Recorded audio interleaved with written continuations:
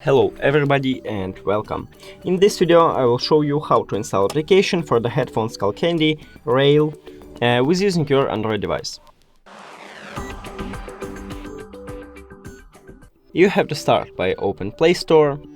Now go to search, click on search line and write Skullcandy. Then scroll down and you should install Skull IQ. Install it. Now open it, continue, slide it, OK, hello, continue, hello, continue, while using app, and we just did it. Thank you for watching this video. If you found it helpful, please consider subscribing to channel and leave the like on the video. It's really important to us. See you later!